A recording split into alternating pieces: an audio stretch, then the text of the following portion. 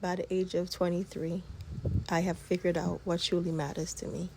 With everything I do, I was intentional about it because I knew by the age of 50 where I wanted to be and where I did not want to be.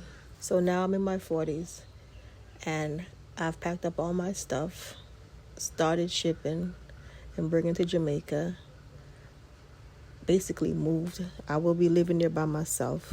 Even though I won't have my family with me, it's okay because some things you have to do on your own. So good morning, my blessed nation. You will be getting this video in the morning, hopefully. So if it is the morning you're getting it, good morning. Now, what I'm trying to say is this. Some of the things that I've done over the years was always intentional because I knew where my future lied for me, other than, if God have other plans for me, have other plans. But with God willing, I will be able to live out the life that I planned for myself, my husband and my family. We're all in it together, but I've been putting off this for years, contemplating, is it the right time, the wrong time? But I found out that it will never be a right time. But if something is important to you, you go ahead and do it because you might think you have time, but time can run out. And I've seen that. And in order to get this home completed and up and running, I have to be underground. I heard someone saying in one of my comments that it's best if I was to stay here in America and finish before I go back to Jamaica. Well, the point is I already made my choice and it's my decision. People, do not let people opinion distract you from your dreams, goals, ambitions, or your future. Sometimes everybody have an opinion, but the truth of the matter is everyone knows what they want for themselves. And even though I might give my opinion, I cannot tell someone what to do, how they should do it, especially when it's their life. No one can live my life for me, and I can't live my life for anyone else. My life is mine. So when it's expired, it's expired. Now, most of this, what you're looking at, is the actual house. I was trying to give you guys a rundown, or I think in my other videos, of what it's looking like inside before they put the windows in and the doors. I won't put the inside doors on because I still have a lot of work to do. But the outside doors, I do have to put them on. I have windows. And there's reason to my madness, and I will explain to you guys later. And as my videos come out, you'll see what I plan to do. In order for some things to get done, I will have to be there. So that's why I am there, getting things done. And it takes money, yes it does, but also it takes patience, and it takes you being underground most of the time to get work done on your home if you want it to get done right. It's not as if the workmen or the contractors or whatever you call them, or the tradesmen, I'm using tradesmen at this point, they don't know what to do. It's the fact that if you're not there, they don't know exactly what you want. So that makes it difficult for a lot of us sometimes when you're building from overseas. So that's why I've made that conscious decision to go home and do what I have to do. To each his own. Everyone do what they want to do. Also, money-wise, you will be sending money and then keep on correcting stuff. So that's another problem that I'm facing with a few things in this sense. Nothing too major that I cannot correct. You guys are looking at the third floor porch veranda. It's very big. It's outside space. It has a gazebo, and it has I'm going to have pergola to the left right there where you guys looking at the door. So all that's going to be taken care of. I'm looking at the mess that they're going to clean up. So in the next few clips, you're going to see where they're sweeping up, cleaning up, and their videos and what they're doing also. So what you're looking at, that's going to be my outdoor kitchen on the third floor. I have like I said, I had a gazebo on the right side of that. When you turn around, if you look up, you're going to see, I think I might have recorded it, the roof of it. And then on the left will be where the pergola is going to be. So I've made up my mind to make a lot of changes. And in order to do that, I do have to be there. So anyways, you will be getting a lot of Jamaica content starting in October, pretty much like all Jamaican content, basically. Get myself together. That's the gazebo, you guys looking at the roof of the gazebo, or ceiling of the gazebo. That's my view from the third floor. the guy's gonna clean this up. You're gonna see the difference. I'm not sure if I have in the next clip the third floor cleaned up, but they cleaning up and making it possible to start the work on the inside. A lot of the work with the electrician, the windows, by hopefully by the next video I have the windows in so you guys can see what it looks like. And I'm starting, even though I have work getting done on the second porch, I'm closing it in, and it's simply because I realized something that I didn't before. There's a few mistakes on there. That was one of it, but that, not only that, I realized this is my main suite. So the thing is, I would love to have like a private section when I get up just to sit, but I still want to enclose. If I want to be outside, I could go on the third floor or the first floor to be on the porch or veranda, as we'll call it. There's reason for it, and you guys going to see the difference. Do you see this right now? This is all going to be changed up. You're going to see a different look in the next clip coming up. And there's a reason for it. And I think also, mean as though I have the stairs coming up to the second floor, it will also give me that extra privacy and safety, situation where I could put a steel door and I could put a grill for that door. And then, now I have to buy 3 additional windows for that section that is closed in, which you will see in a few clips. That right there you go. So this section right here is closed in, and I think I kind of did it kind of backwards, but it doesn't matter. You'll see the updated portion of it along the way. There's a reason to all of this, and I waited for a very long time to do the staircase because I just didn't want anybody just accessing unless I'm there. So my plan is really already ordered for the doors to be made, because it's a 4-foot door right there. Yeah, all of that is going to be shaped up differently in the next clip as well.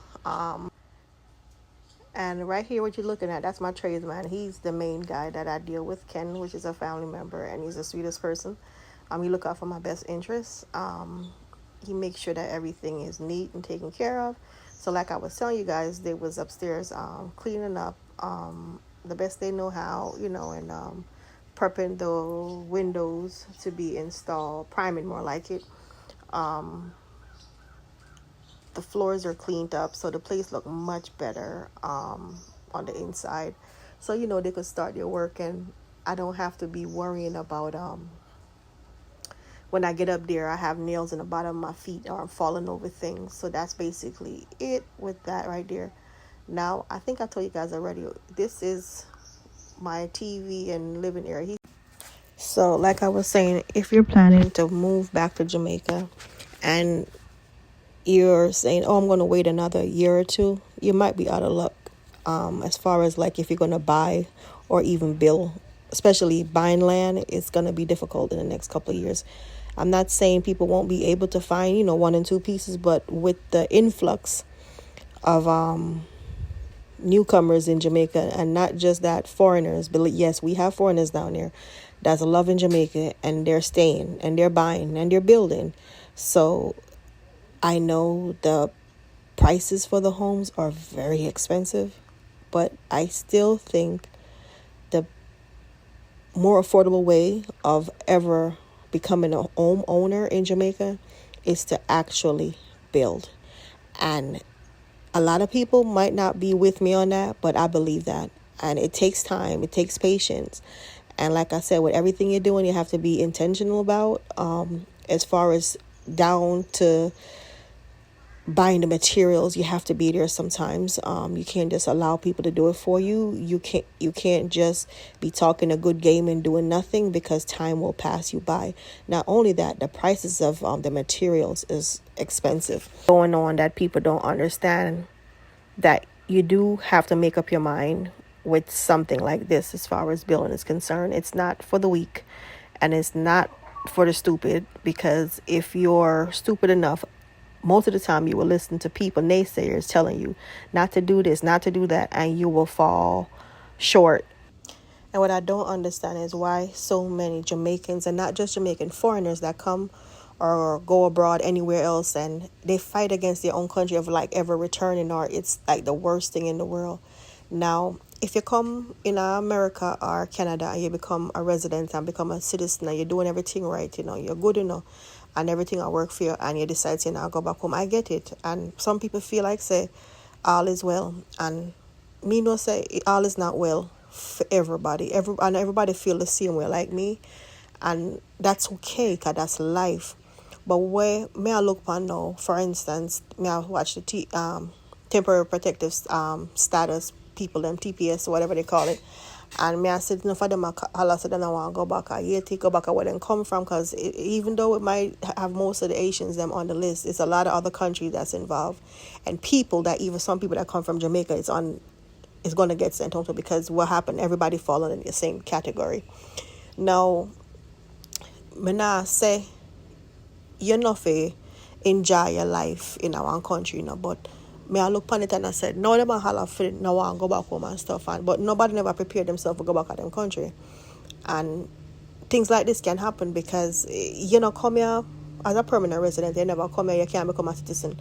I'm gonna get to find out a lot of it, not wrong with the education part as becoming a nurse or a doctor or whatever, but a lot of them have done that and opening business, and now they have to abandon it and run back home.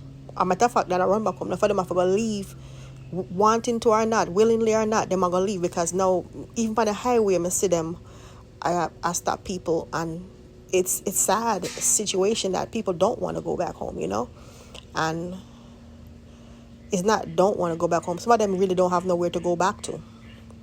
And that, as a kid, me did always believe, say, that my safe haven is Jamaica. It's my safe haven. And I've always loved Jamaica. I fell in love with Jamaica from I was a kid. Like, I seen certain people live a certain way. And, I always admire people living in certain neighborhoods. And I told myself one day I'm going to have mine. But it didn't matter to me because I know better. And the thing about me is I always live within my means as much as possible. I live to my own standards. I march to the beat of my own drum. I don't really follow nobody or no trend. I tend to do things that suits me as a person, and I think that's what make me who I am today, because I really and truly don't really care what people have to say.